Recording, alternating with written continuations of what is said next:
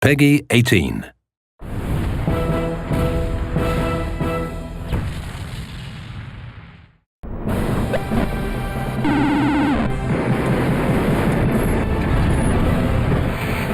are turning into monsters!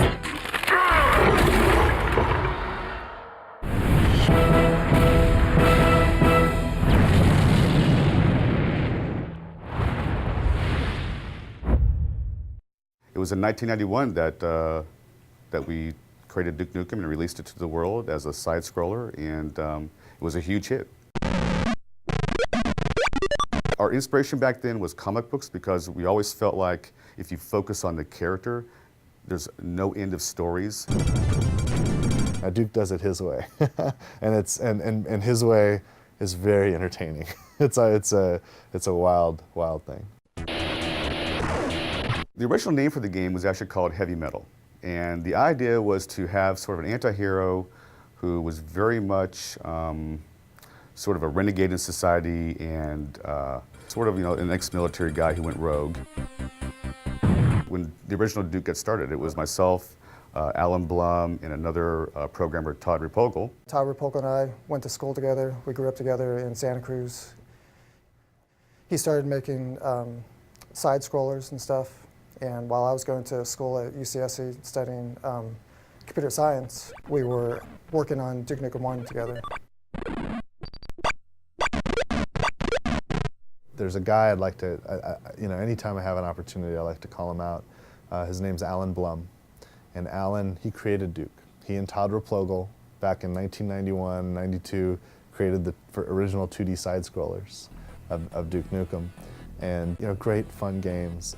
And he's the one guy that from the very first moment of Duke existing, all the way through till today, has been involved in the Duke projects. It's very childish, so it doesn't take itself seriously, It's, instead of trying to fit a formula or trying to do certain things, it just does stuff you want to do.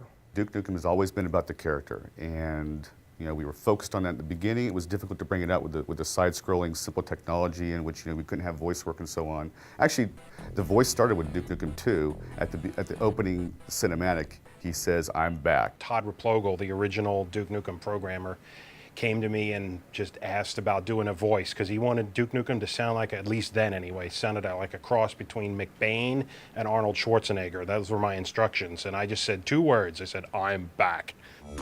I'm back. The original Duke that Todd and I were working on didn't really work well, and when George joined the company, he actually spent several nights kind of redesigning, and back in those days, it's like, it was EGA and very pixelated stuff, but he gave Duke his little smile and gave it the yellow haircut and everything, and kind of really made the character look the way he still looks today. What? Did you think I was gone forever? Too long. We've waited too long, frankly. And I don't know if there's anything that could live up to the idea of 15 years of development, but this is absolutely a worthy successor and a worthy sequel to the game. I think that this is what fans have wanted to come out, and it's finally come out. I can't be more excited. If you're a Duke fan, and especially you're one of the fans that hang out on the 3D Realms forums for all that time, refusing to give up, refusing to, give in to the naysayers or whatnot, you're going to have a blast with this because it is a hell of a lot of fun.